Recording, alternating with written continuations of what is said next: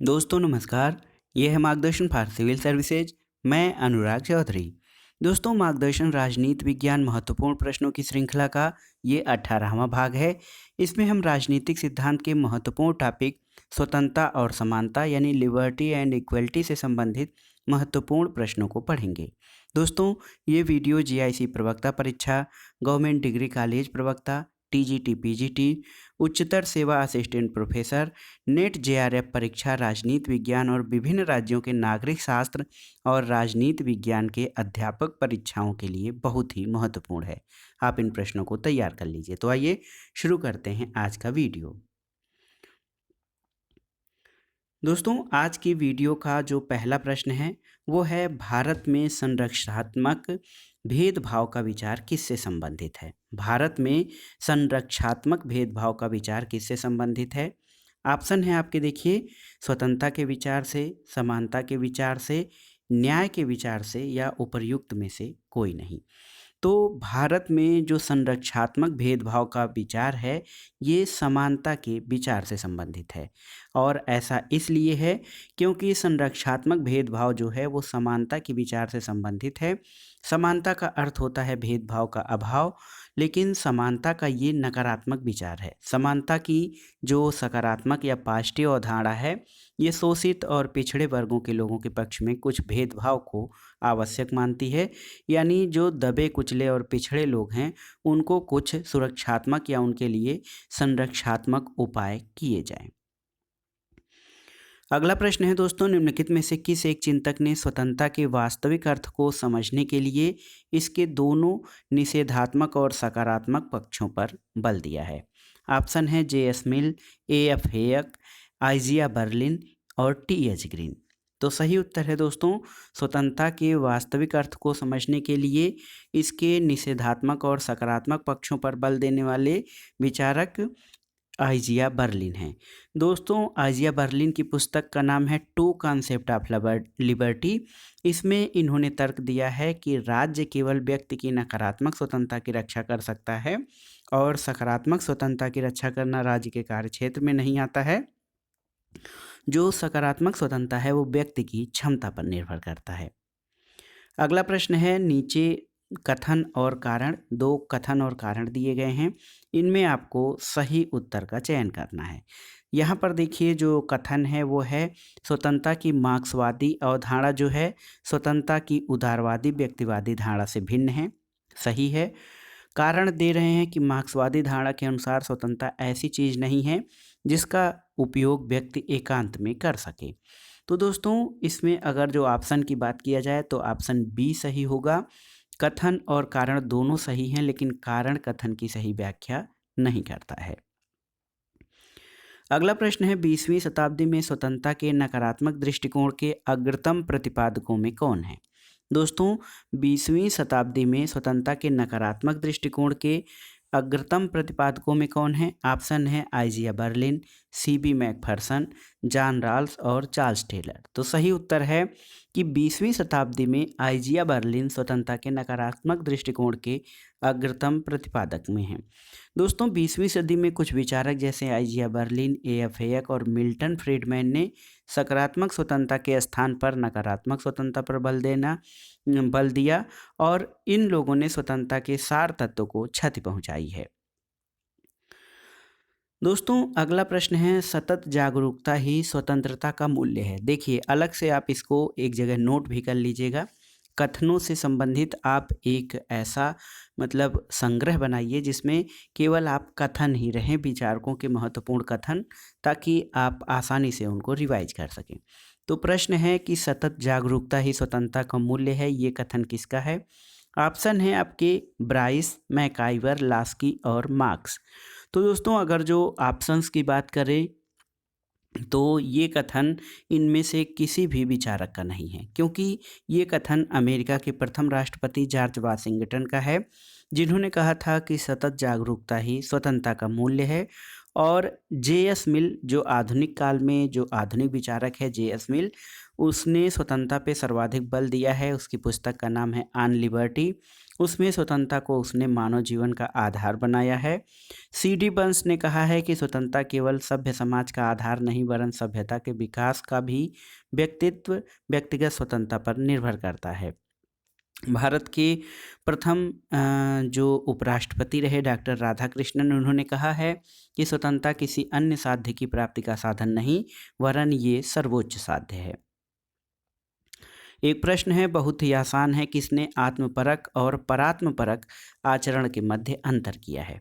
तो जब आप वेस्टर्न पॉलिटिकल थॉट पढ़ते हैं तो उसमें आप जानेंगे कि J.S. मिल ने आत्मपरक और परात्मपरक कार्यों में भेद किया है। मिल की पुस्तक है ऑन लिबर्टी, उसमें उन्होंने कहा कि व्यक्ति के दो प्रमुख कार्य होते हैं, एक सेल्फ रिगार्डिंग एक्शन और दूसरा अदर रिगार्डिंग एक्शन। तो कुल मिलाकर सेल्फ रिगार्डिंग एक्शन सरकार के स्वयं के कार्य करने वालों से होता है, दूसरों पर उनका कोई प्रभाव नहीं पड़ता, और परात्मपरक कार्य वो होते हैं जिसका समाज पर सीधा प्रभाव पड़ता है। अगला प्रश्न देखिए, महत्वपूर्ण कथन है, इसको मैं स्टार लगा दे रहा हूँ। ये प्रश्न कभी भी परीक्षा में पूछा जा सकता है।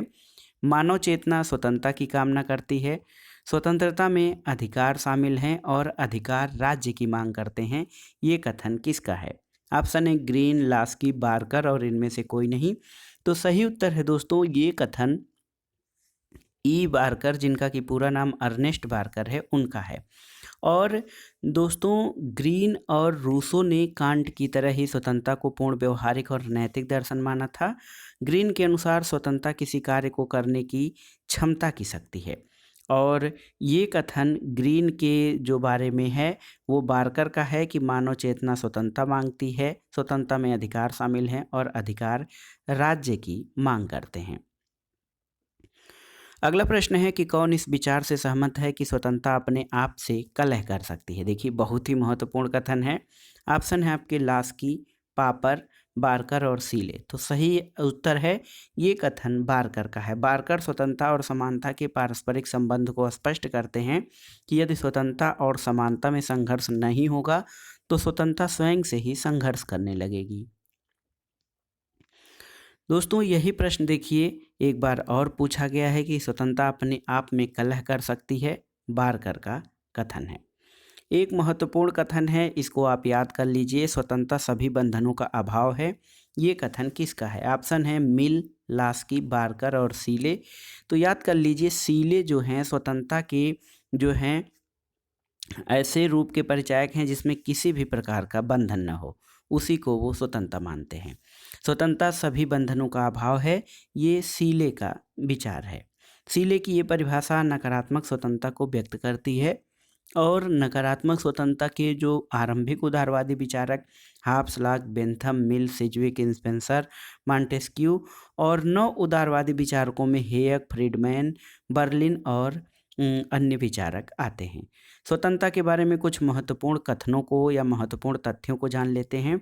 दोस्तों स्वतंत्रता का जो इंग्लिश होता है लिबर्टी, ये लैटिन भाषा के लिबर शब्द से लिया गया है। इसका अर्थ होता है बंधनों का अभाव। सीले स्वतंत्रता को अतिशासन का विरोधी मानते हैं, वो कहते हैं स्वतंत्रता अतिशासन की विरोधी होती है। हाब्स के अनुसार स्वतंत्रता बाह्य बाधाओं की अनुपस्थिति है, वे बाधाएं जो व्यक्ति को कोई भी कार्य करने की शक्ति को घटाती हैं। रूसो के अनुसार स्वतंत्रता सामान्य इच्छा के पालन में है। हीगल मानता है कि स्वतंत्रता राज्य के कानूनों का पालन करने में है, और मैकेंजी का कथन है कि स्वतंत्रता सभी प्रकार के प्रतिबंधों का अभाव नहीं बल्कि अनुचित प्रतिबंधों के स्थान पर उचित प्रतिबंधों की व्यवस्था है। तो ये देखिए मैकेंजी का कथन जो है ये स्वतंत्रता को देखिए किस तरह से इसको महत्वपूर्ण साबित करता है कि स्वतंत्रता सभी प्रकार के प्रतिबंधों का अभाव नहीं बल्कि अनुचित प्रतिबंधों के स्थान पर उचित प्रतिबंधों की व्यवस्था है। यानी स्वतंत्रता को ये उच्छृंखलतावादी बनाने से बचाने का प्रयास करते हैं। अगला प्रश्न है कि स्वतंत्रता अतिशासन की विरोधी है, किसका कथन है? अभी अभी हमने पढ़ा है, याद भी कर लीजिए, सीले का कथन है कि स्वतंत्रता अतिशासन का विरोधी है। ये प्रश्न देखिए कई बार पूछा गया है। सीले का कथन है कि स्वतंत्रता अतिशासन का विरोधी है। अगला प्रश्न है स्वतंत्रता का मतलब सभी प्रकार के बंधनों का अभाव है, ये आप सीले का कथन है। किसने कहा है कि स्वतंत्रता समस्त प्रतिबंधों का अभाव है? ये सीले का कथन है। और देखिए एक महत्वपूर्ण प्रश्न, किसने कहा है कि स्वतंत्रता एक सकारात्मक वस्तु है? ये मात्र प्रतिबंधों का अभाव नहीं है। ऑप्शन है आपके लास्की, मैकाइवर, ग्रीन और बोदा। तो सही उत्तर है स्वतंत्रता एक सकारात्मक वस्तु है, यह मात्र प्रतिबंधों का अभाव नहीं है। ये कथन आधुनिक विचारक लास्की का है। दोस्तों स्वतंत्रता के दो पक्ष होते हैं, एक नकारात्मक स्वतंत्रता और एक सकारात्मक स्वतंत्रता। Laski, Green, MacIver, Barker, Bosanquet, Hobhouse, Lindsay, ये सभी लोग सकारात्मक स्वतंत्रता के समर्थक माने जाते हैं और कुछ विचारक हैं जो नकारात्मक स्वतंत्रता के समर्थक हैं। अगला प्रश्न है, नकारात्मक स्वतंत्रता की अवधारणा किस एक पर बल देती है? ऑप्शन है आपके समानता, स्वायत्तता, हस्तक्षेप की अनुपस्थिति और पसंद की स्वतंत्रता। तो सही उत्तर है नकारात्मक स्वतंत्रता की अवधारणा हस्तक्षेप की अनुपस्थिति पर बल देती है, यानी किसी भी प्रकार का कोई हस्तक्षेप नहीं होना चाहिए। राज्य के द्वारा व्यक्ति के कार्यों में कोई हस्तक्षेप नहीं किया जाना चाहिए। ये नकारात्मक स्वतंत्रता की अवधारणा से संबंधित है। अगला प्रश्न है कि हर व्यक्ति अपने हित को बहुत अच्छी तरह से जानता है और इसलिए राज्य को उसके ध्येय और उद्देश्यों के बारे में निर्णय नहीं करना चाहिए। ये धारणा किस पर आधारित है? ऑप्शन है सकारात्मक स्वतंत्रता, नकारात्मक स्वतंत्रता, राजनीतिक स्वतंत्रता या फिर व्यक्तिगत स्वतंत्रता। तो सही उत्तर है कि हर व्यक्ति अपने हित और अपने स्वतंत्रता को, उद्देश्य को अच्छी तरह से जानता है, इसलिए उसके बारे में राज्य को कोई निर्णय नहीं लेना चाहिए। ये नकारात्मक स्वतंत्रता की अवधारणा को प्रदर्शित करता है। अगला प्रश्न है कि निम्नलिखित में से कौन एक कानून के समक्ष समानता पर लागू होता है? ऑप्शन है यह एक सकारात्मक विचार है, यह एक नकारात्मक विचार है, यह एक भावनात्मक विचार है, ये न तो सकारात्मक है और न ही नकारात्मक। दोस्तों कानून के समक्ष समानता पर लागू होने वाला विचार है कि यह एक नकारात्मक विचार है। कानूनी समानता एक नकारात्मक विचार है क्योंकि इसमें व्यक्ति को ये आश्वासन प्राप्त होता है कि विधि के समक्ष सभी लोग समान हैं, किसी के साथ कोई भेदभाव नहीं किया जाएगा। तो इसलिए विधि के समक्ष समता एक नकारात्मक विचार है। अगला प्रश्न है किसने सकारात्मक स्वतंत्रता का प्रतिपादन किया है? ऑप्शन है आपके मार्क्स, बेंथम, ग्रीन और जी.एस. मिल। तो सही उत्तर है सकारात्मक स्वतंत्रता टी.एच. ग्रीन का है। टी.एच. ग्रीन कहते हैं कि करने योग्य कार्य और भोगने योग्य वस्तु जो करने और भोगने योग्य हो। तो इस प्रकार स्वतंत्रता की जो क्लासिकल परिभाषा है बंधनों का अभाव, उसके स्थान पर ग्रीन ने स्वतंत्रता के स्वरूप को गुणात्मक मानते हुए सकारात्मक प्रकृति को महत्वपूर्ण माना है। अगला प्रश्न है कि किसका अर्थ है कि प्रकृति ने सभी मनुष्यों को समान बनाया है? तो ये बहुत ही महत्वपूर्ण है। प्राकृतिक समानता की अवधारणा मानती है कि मनुष्य प्रकृति से या मनुष्य जन्मजात समान होते हैं क्योंकि प्रकृति ने सभी को समान बनाया है। अगला प्रश्न है समानता का अर्थ है कि सभी व्यक्तियों के लिए पर्याप्त अवसर प्राप्त होना चाहिए, किसने कहा है? ऑप्शन है आइवर जेनिंग्स, डायसी, लास्की और मैकाइवर। तो दोस्तों ये कथन H.J. लास्की का है जो कहते हैं कि समानता का अर्थ ये नहीं है कि प्रत्येक व्यक्ति को समान आय मिल जाए। यदि ईंट बनाने वाले मजदूर को एक गणितज्ञ या वैज्ञानिक की आय के लगभग समान आय दी जाने लगे तो समानता का उद्देश्य समाप्त हो जाएगा। समानता का प्रथम अर्थ विशेषाधिकारों का अभाव है और दूसरा अर्थ सभी को विकास का समान अवसर है। एक प्रश्न है, देखिए महत्वपूर्ण कथन है, प्रजातंत्रीय समानता एक भयानक प्रपंच है, ये कथन किसका है? ऑप्शन है C.D. बर्न्स, बर्क, ब्राइस और कार्लाइल। तो सही उत्तर है प्रजातंत्रीय समानता एक भयानक प्रपंच है, ये एडमंड बर्क का कथन है। बर्क ने प्रजातांत्रिक समानता का विरोध किया है और इसे दानवी संकल्पना या भयानक प्रपंच कहा है। दोस्तों प्रजातांत्रिक समानता को कार्लाइल एक अविश्वसनीय बेवकूफ़ी भरी मूर्खता कहते हैं। अगला प्रश्न जो है ये बहुत ही महत्वपूर्ण है, ये स्टार रेटेड है। देखिए हमारी तरफ से, आर्थिक समानता के बिना राजनीतिक स्वतंत्रता मिथक है, ये कथन किसका है? तो दोस्तों ये कथन G.D.H. कोल का है। याद कर लीजिएगा, आर्थिक समानता के बिना राजनीतिक स्वतंत्रता मिथक है। कई बार ये प्रश्न परीक्षाओं में पूछा है। G.D.H. कोल का ये कथन है कि आर्थिक समानता के अभाव में राजनीतिक स्वतंत्रता एक भ्रम है, एक मिथक है और ये कथन GDH कोल का है। देखिए कुछ महत्वपूर्ण तथ्यों को जान लेते हैं। लास्की कहते हैं कि मुझे स्वादिष्ट भोजन करने का अधिकार नहीं है यदि मेरे पड़ोसी को मेरे इस अधिकार के कारण सोखी रोखी से वंचित होना पड़े। जवाहरलाल नेहरू ने कहा है भूखे व्यक्ति के लिए मत का कोई मूल्य नहीं होता है। लास्की का कहना है कि यदि राज्य संपत्ति को अधीन नहीं रखता तो संपत्ति राज्य को वशीभूत कर लेगी। और कोल की तरह लास्की ने भी कहा है कि आर्थिक स्वतंत्रता के बिना राजनीतिक स्वतंत्रता कभी भी वास्तविक नहीं हो सकती। अगला प्रश्न है कि राजनीतिक समानता कभी भी वास्तविक नहीं है जब तक कि वह आर्थिक समानता के साथ न हो। ये कथन किसका है? ऑप्शन है JS मिल, TH ग्रीन, GDH कोल और HJ लास्की। तो सही उत्तर है ये कथन HJ लास्की का है। अगला प्रश्न है राजनीतिक स्वतंत्रता आर्थिक समानता के बिना एक भ्रम है, मिथक या कपोल कल्पना है। ये GDH कोल का कथन है, याद रखिएगा। ये प्रश्न देखिए कितनी बार पूछा है परीक्षाओं में कि आर्थिक समानता के बिना राजनीतिक स्वतंत्रता एक मिथक है।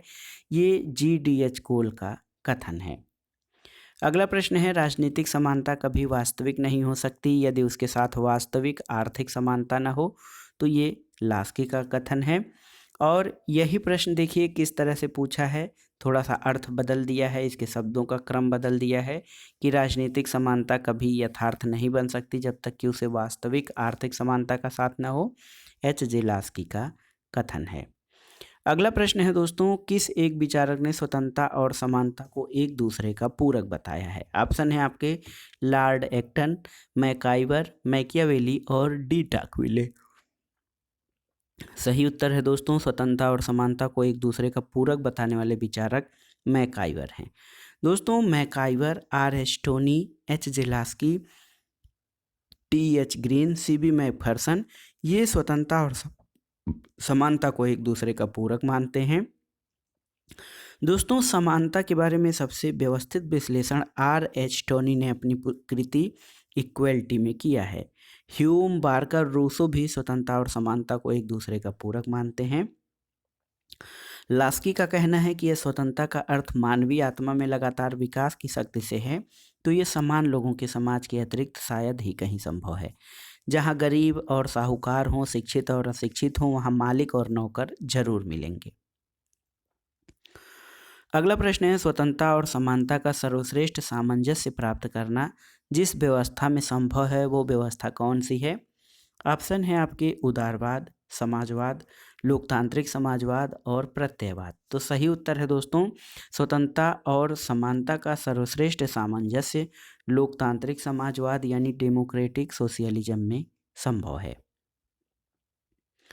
अगला प्रश्न है किसने ये टिप्पणी की है प्रतिबंधों के रूप में सभी प्रतिबंध एक बुराई हैं, स्वयं लोगों पर छोड़ देना चाहिए, उन्हें नियंत्रित करने से सदैव बेहतर है। तो दोस्तों ये कथन किसका है? ग्रीन, मिल, बार्कर या फिर पॉपर? तो सही उत्तर है ये कथन मिल का है।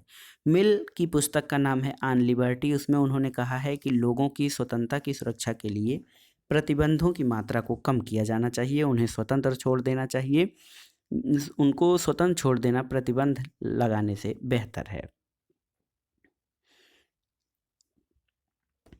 अगला प्रश्न देखते हैं दोस्तों जॉन स्टुअर्ट मिल के स्वतंत्रता के सिद्धांत के बारे में कौन सा सही है? देखिए मिल की स्वतंत्रता की अवधारणा उपयोगितावाद से तार्किक रूप से सुसंगत है, सही नहीं है। मिल की स्वतंत्रता की अवधारणा उपयोगितावाद से विसंगत है, ये भी सही नहीं है। अधिकतम लोगों के अधिकतम हित की प्राप्ति में मिल स्वतंत्रता को अपरिहार्य साधन मानता है, ये भी सही नहीं है। डी कथन है कि मिल का विचार है कि स्वतंत्रता के बिना मनुष्य बौद्धिक और नैतिक पूर्णता नहीं प्राप्त कर सकता और विकास और एक आदर्श मनुष्य नहीं बन सकता, ये सही कथन है आपका जॉन स्टुअर्ट मिल के अनुसार। अगला प्रश्न है दोस्तों कि JS मिल निम्न में से किसका निष्ठावान समर्थक था? तानाशाही राज्य, स्वतंत्रता, समाजवादी विचारधारा और संविदावादी दर्शन। तो सही उत्तर है मिल जो है स्वतंत्रता का महान समर्थक था। अगला प्रश्न है, जॉन स्टुअर्ट मिल ने स्वतंत्रता के संदर्भ में सभी मानवीय कार्यों का विभाजन किस प्रकार से किया है। तो ये प्रश्न देखिए एक बार और आ चुका है।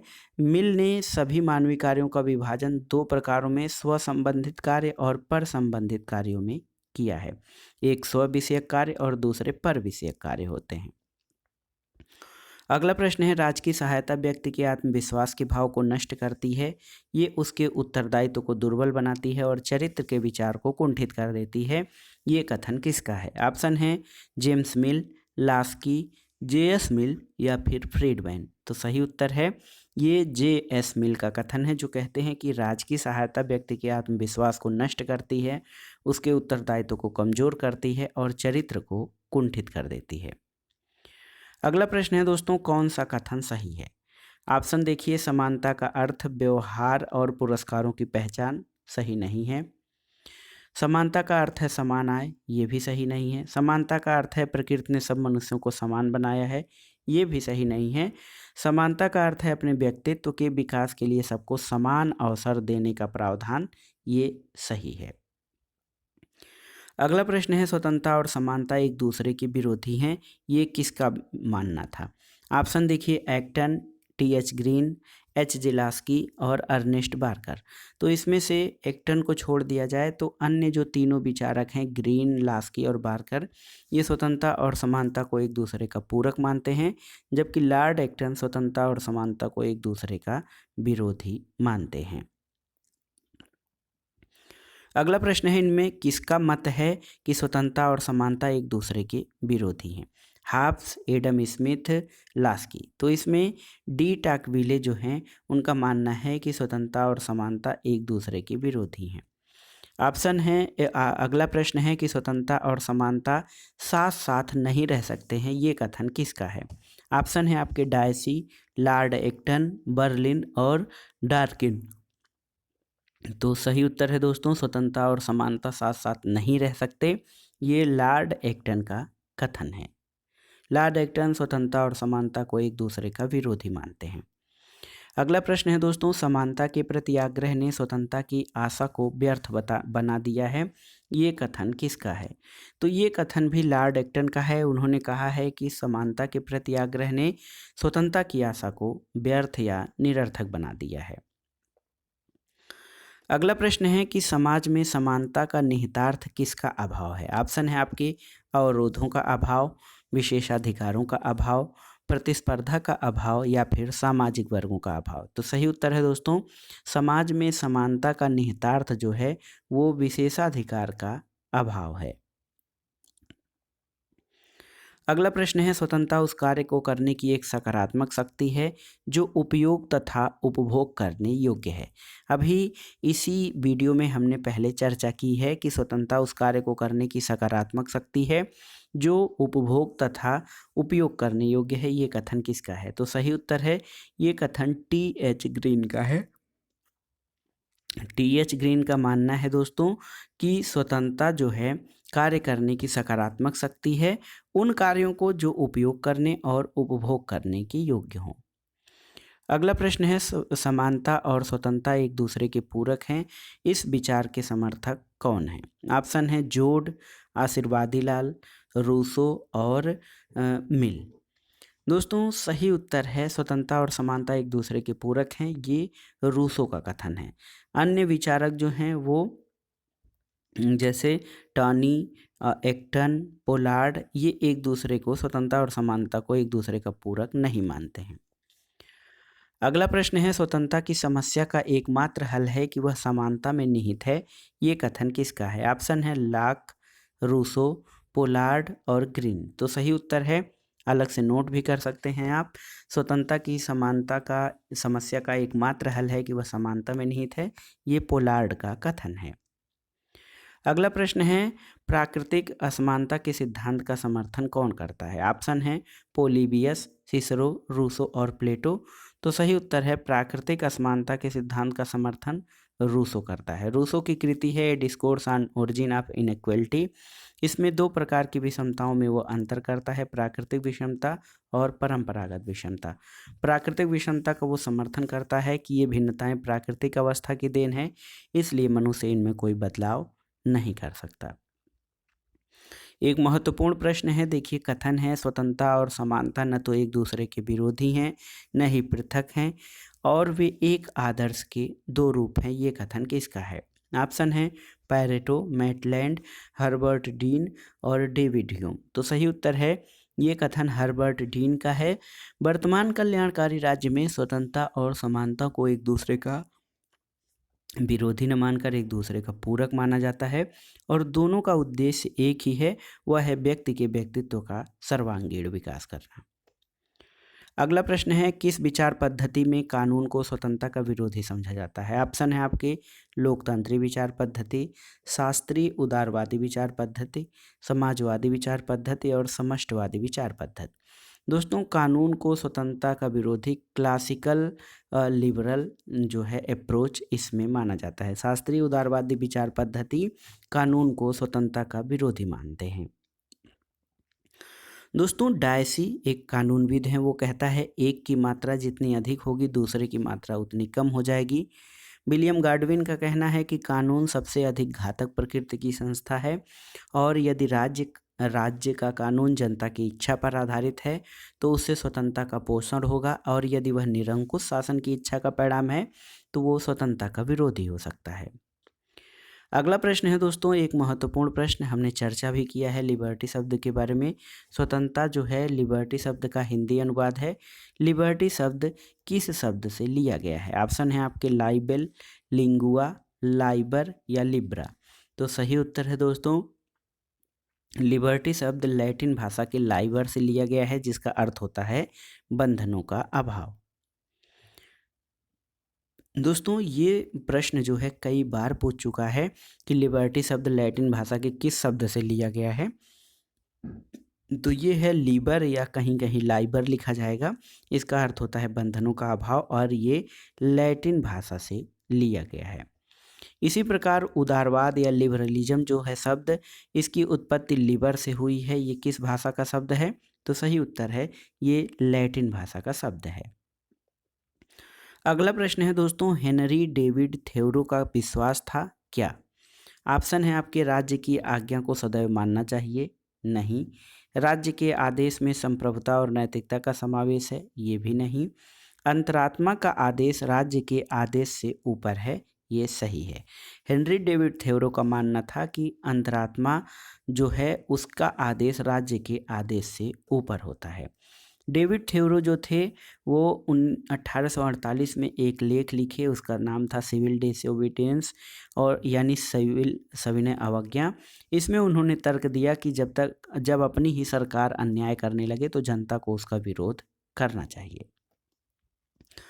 अगला प्रश्न है दोस्तों, स्वतंत्रता का अधिकार कैसा है? नैतिक अधिकार, राजनीतिक अधिकार, नागरिक अधिकार या फिर प्राकृतिक अधिकार? तो सही उत्तर क्या है? स्वतंत्रता का अधिकार एक नागरिक अधिकार है। ऐसा इसलिए कि स्वतंत्रता के अधिकार के बिना व्यक्ति के व्यक्तित्व और समाज का विकास संभव नहीं है। अगला प्रश्न है, लास्की ने स्वतंत्रता को किस रूप में माना है? पूर्ण स्वतंत्रता, नैतिक शक्ति, नियंत्रण का अभाव या फिर राजनीतिक शक्ति? तो सही उत्तर है लास्की ने स्वतंत्रता को नैतिक शक्ति माना है और वो कहते हैं कि स्वतंत्रता का जो अर्थ है वह व्यक्ति के व्यक्तित्व का नैतिक विकास करना। अगला प्रश्न है, कुछ कथन है, कौन सा कथन सही है? स्वतंत्रता और समानता विरोधी हैं, गलत है। स्वतंत्रता और समानता पूरक हैं, सही है। स्वतंत्रता और समानता असंगत हैं और स्वतंत्रता और सत्ता विरोधी हैं। तो सही उत्तर है स्वतंत्रता और समानता एक दूसरे के पूरक हैं और ये विचार रखने वाले यानी स्वतंत्रता और समानता को एक दूसरे के पूरक मानने वाले विचारकों में रूसो, ग्रीन, टानी, लास्की, मैकफर्सन हैं और स्वतंत्रता और समानता का बेहतर सामंजस्य लोकतांत्रिक समाजवादी व्यवस्था में पाया जाता है। अगला प्रश्न है, देखिए बहुत ही महत्वपूर्ण है, कौन सा लुसियन पाई की राजनीतिक विकास की अवधारणा का आधार स्तंभ नहीं है? स्वतंत्रता, समानता, क्षमता और विभिन्नीकरण। तो सही उत्तर है दोस्तों लुसियन पाई के जो राजनीतिक विकास की अवधारणा है उसमें समानता, क्षमता और विभिन्नीकरण का स्तर आता है, उसमें स्वतंत्रता नहीं आती है। अगला है दोस्तों कि जो है लुसियन पाई के अनुसार राजनीतिक विकास की मुख्य विशेषताएं क्या हैं? ऑप्शन है आपके समानता, समर्थता या क्षमता और विभेदीकरण। तो सही उत्तर है उपरोक्त सभी लुसियन पाई के राजनीतिक विकास की मुख्य विशेषताएं हैं। दोस्तों, राजनीतिक विकास या पॉलिटिकल डेवलपमेंट की अवधारणा राजनीति विज्ञान में द्वितीय विश्व युद्ध के बाद आई है। राजनीतिक विकास का अध्ययन करने वाले विचारकों में David Easton, David एप्टर, Coleman, minor Wiener, रिक्स और ला पलम्बोरा आदि हैं। दोस्तों, माइनर वीनर ने भारत के राजनीतिक विकास का अध्ययन किया था। तो प्रश्न ये पूछ सकता है, 4 ऑप्शन दे देगा, डेविड ईस्टन, डेविड एप्टर, कोलमैन और माइनर वीनर, और पूछ सकता है आपसे कि भारत के राजनीतिक विकास का अध्ययन किस विचारक ने किया था। तो सही उत्तर है माइनर वीनर। अगला प्रश्न है, समानता स्वतंत्रता की तरह एक ही चीज नहीं है। मैं लॉर्ड एक्टन के इस कथन से सहमत नहीं हूं कि समानता की उत्कृष्ट अभिलाषा के कारण स्वतंत्रता की आशा ही व्यर्थ हो गई है। ये किसका कथन है? ऑप्शन है मैजनी, लास्की, वाल्टेयर और जॉन मिल्टन। तो सही उत्तर है एक्टन के कथन से सहमत न होने वाला विचारक लास्की है, और इसका उन्होंने घोषित रूप में वर्णन किया है। लास्की का मानना है कि डी टाकविले और लॉर्ड एक्टन के मस्तिष्क में स्वतंत्रता के प्रति उत्कृष्ट अभिलाषा होने के कारण ही उनके द्वारा स्वतंत्रता और समानता को परस्पर विरोधी समझा गया। लेकिन यह एक गलत निष्कर्ष है। उनके द्वारा समानता का अर्थ गलत रूप से लिया गया था, और लास्की ने स्वतंत्रता और समानता को एक दूसरे का पूरक बताया है। लॉर्ड एक्टन अपने चिंतन के बाद में स्वतंत्रता और समानता के संबंधों के बारे में अपने दृष्टिकोण में परिवर्तन लाते हैं। उन्होंने लिखा है कि विरोधाभास ये है कि स्वतंत्रता और समानता, जो परस्पर विरोधी विचार के रूप में प्रारंभ होते हैं, विश्लेषण करने पर एक दूसरे के लिए आवश्यक हो जाते हैं।